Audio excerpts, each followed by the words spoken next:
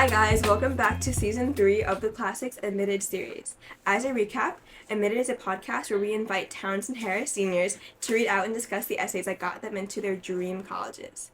We're your hosts for this episode. My name is Kate. And I'm Katherine. Before we begin, we want to give a thank you to our longtime sponsor, Queller Prep, for supporting the Classic and helping fund many of our endeavors, including this podcast. You can find more about Queller Prep and their test prep options in the description below. In this episode, we will be speaking with Madeline Cannon about how a necklace got her into Princeton. Madeline, congratulations and thank you so much for joining us today. Thank you for having me. So, my name's Madeline. I'm a senior. I applied regular decision and was accepted to Princeton. I plan to major in either politics or they have a special program at the School of Public and International Affairs for undergraduates. And I'm really excited to be here. Okay, so in your comment of essay, you chose the fifth prompt, discuss an accomplishment, event, or realization that sparked a period of personal growth and a new understanding of yourself or others. So Maddie, whenever you're ready, you can start reading your essay. My home holds pearl moons and shelters me from ember rain. It embraces a serenity like no other. It carries friends, mentors, healers, and listeners. After the art teacher announced we would be making Father's Day cards, a worried expression covered my second grade teacher's face. She immediately pulled the art teacher aside, whispered in her ear, and returned with news. I have a better idea. Why don't we make Parents' Day cards instead? The class unanimously sighed, confused by her suggestion. I hid my face away, knowing I was the cause. My peers' negative attitudes, although unintentional, made my grieving process over my dad more confusing. Navigating this loss was incomprehensible to 7-year-old me, as I couldn't grasp the concept of eternal disappearance, a loss of my home. An eye, a dove, and a cross. This random list describing the pendants on my necklace became tangible solace through every loss. Each collected pendant came from a late family member, beginning with my dad, the eye, and continued after the loss of my grandfather, the dove, and in 9th grade, my grandmother, the cross. My necklace was glued to me. Clenching onto it calmed me during stressful tests. Taking it off for basketball practice left an uncomfortable void in my chest. Everyone seemed to behave like my second grade teacher. Their mission, to avoid getting me to think about it at all costs. I understand why, but they restricted my need for fuller emotional expression. My necklace embodied my voiceless, silent processing. I had never considered self-care journaling until I cleaned my room and found an unused spiral notebook lodged in my drawer. Within the confines of the college-ruled lines, still unsure of how to journal properly, I filled the pages with thought vomit, random emotions and memories. After countless nights, I formed a rhythm of creative motivation. My vomit translated into extended periods of story writing, exploring internal balance in a new reflective light. You recognize the moon as the antithesis of warmth and affection. The sun feeds the flowers, introduces you to new mornings, but it is when you recognize their beautiful reliance on each other that you realize the prominence of connection. My notebook transformed into this personal anthology. My words attempted to flee my pages in search of others who relate, but the mere thought of judgment kept my poem stuck within the safe binding of my notebook. Expanding on my developing love for writing, I attended a praise poetry workshop held by Kinsale Drake. Kinsale explores her DNA culture and personal identity through the channel of perfectly stitched stanzas, a skill I craved learning in hopes of exploring my own lineage and familial relationships. We learned to construct imagery authentically, and the last step was to craft our own praise poem. I chose to write about my family, my home. Kinsale encouraged us to share our poems aloud, and not until listening to others' ethereal eloquence did I gain the confidence to unmute. My home is where the smoke from mahogany candles pirouettes onto our windowsill, where my grandmother's eyes illuminate while reminiscing on stories of determination, where my grandfather cheerfully pours his aromatic jasmine tea. My home is like no other, as every home should be. Hearing Kinsale and others comment on their favorite lines was an embrace from this new community, motivating me to submit my work to small literary magazines. Eventually, I was published in an issue of Soul Talk magazine and 2 issues of Living Zine. My once shy words had finally reached beyond my notebook's bounds for an audience larger than myself. Just as I write about the admirable character of my family, poetry became my vocal strength. I still wear my necklace daily, but now it solely serves to commemorate those lost. I no longer grasp it during worrisome times as I have found solace within myself, a comfort I will bring to others through my future work. Thank you. That was amazing, obviously. So we have some questions for you now after that essay. I think one of my like major questions was what made you choose like this prompt out of like all the prompts? So going through all of the prompts initially, I know the two that stuck out to me were the first one about like writing about something that was significant to you or discussing the accomplishment or realization. But throughout my process, I went through so many different topics and ideas. Yeah. And I knew poetry was something that I really wanted to talk about because I hadn't really mentioned it anywhere else in my application. So I think that prompt number 5, really talking about a realization or self-development through poetry, like it just fit really well. Kind of coming off from that, about like how you got to your final topic. I know a lot of seniors, me personally, struggle with this, like getting to that final like realization of you wanting to write about your necklace in relation to poetry. Mm-hmm. So did you always want to write about your necklace in relation to poetry, or did you pick it up along the way?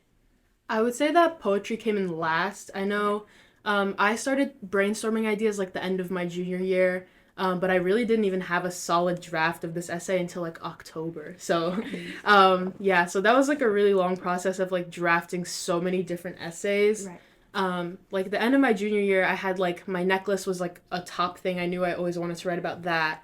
I had the story about Parents' Day, like the first anecdote was listed.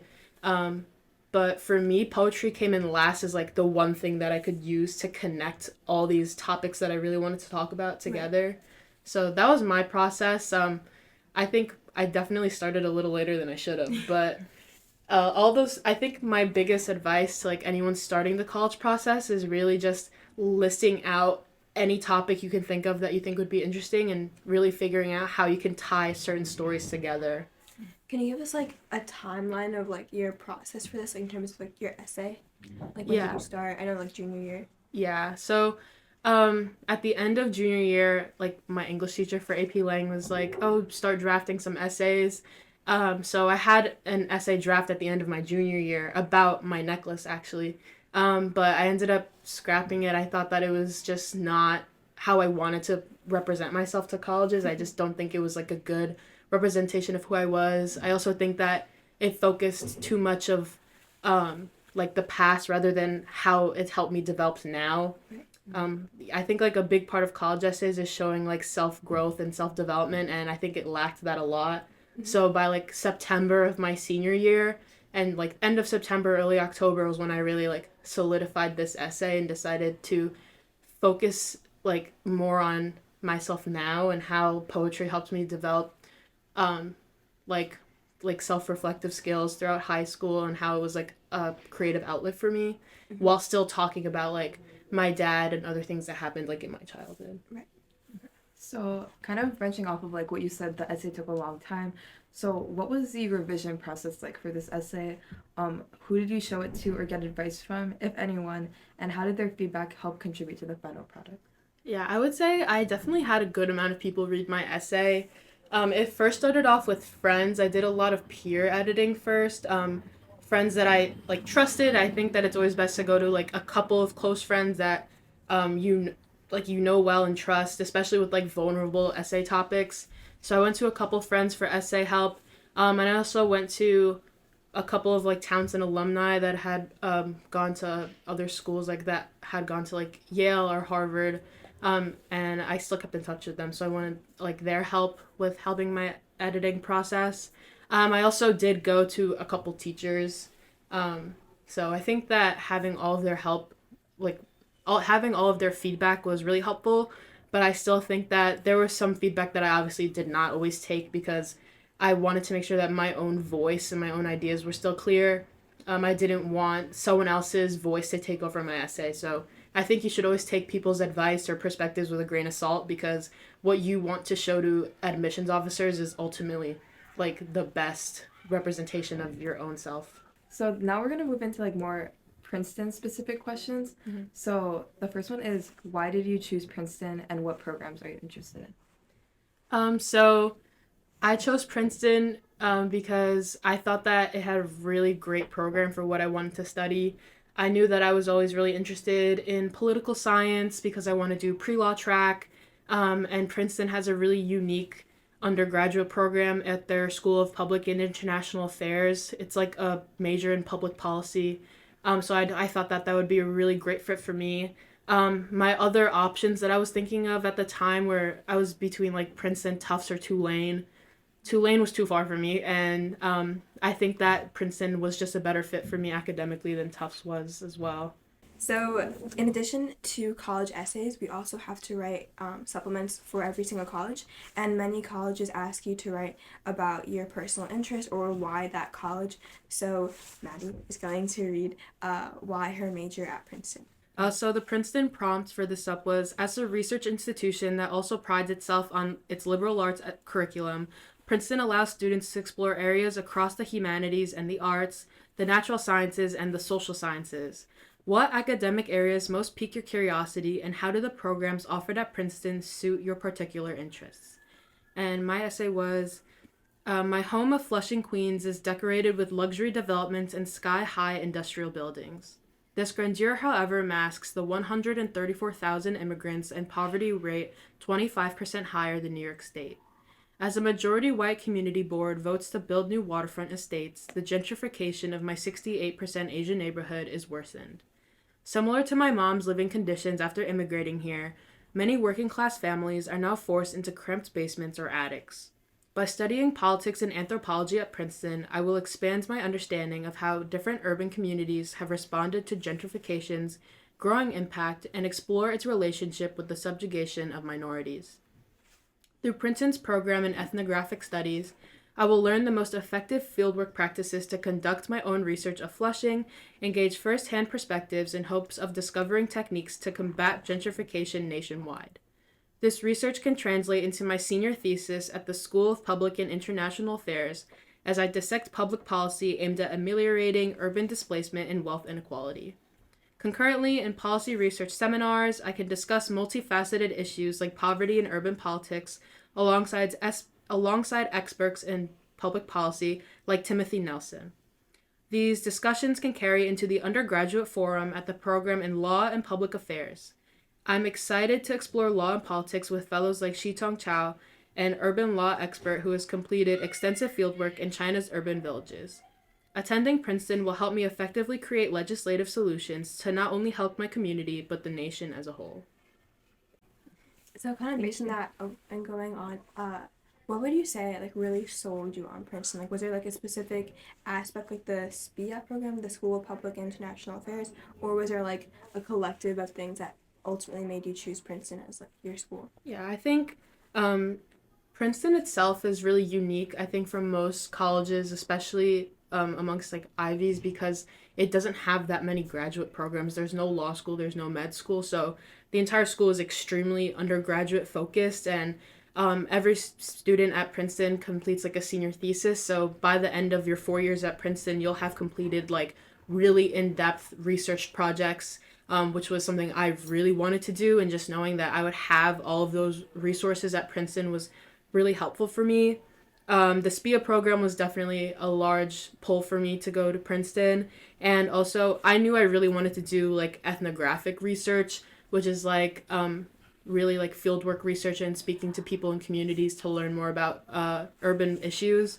So Princeton had a program completely dedicated to that. So I knew it was something that, it was someplace that I can definitely thrive and really branch out and explore all these different things that I really wanted to do. As a final question, is what advice would you give to current students who are beginning the college application writing process? My biggest advice is, like I said earlier, really just, I like to call it, like in my roadmap, I say like thought vomit, literally just put any ideas that you have on a list. I think the best ways to really write a solid essay is to have different anecdotes that you can speak to. Every sup that I wrote had an anecdote, whether it was relating to something I did in school, in a club, or something in my personal life, like growing up, like traveling to Flushing often. So I think having like really strong anecdotes that represent who you are, and having anecdotes that you can connect to areas of study you're interested in or what you want to do at the school is really helpful. So having really strong anecdotes, I think, is really important. And also, when it comes to advice, I would say have a list of specific teachers that you really want to ask for help. I would say, like, really having a solid list of friends, maybe college students that you already know that can help you, and teachers. And like I said earlier, make sure to take all their advice with a grain of salt. And when it comes to the end of the college process and picking a college, I would say pick a college that is right for you, and someplace that you know that you'll be genuinely happy with the community, with resources, and academics. So that is my main advice. Is I know it's a really stressful time, so make sure that you give yourself enough time. I think I started my essay writing process a little later than I should have, and it definitely made it a little more stressful than it should have been. So I think that if you start early, maybe start like towards the end of your junior year, over the summer, going into your senior year, you can have a lot more time to have a more full-fledged editing and revising process. So. That's it for today. Thank you so much for our audience for tuning in, and thank you, Maddie, again for being our guest and sharing your admissions journey with us. And once again, congratulations. Thank you. And for more episodes of Admitted, you can follow us on Spotify and Apple Podcasts, and subscribe to us on YouTube at The Classic TV. You can also check out The Classic on Instagram, Twitter, Facebook, and TikTok at THHS Classic. You can keep up to date with the latest articles on thhsclassic.com. That's all for this episode. Thank you for listening, and we'll see you next time on Admitted. Bye.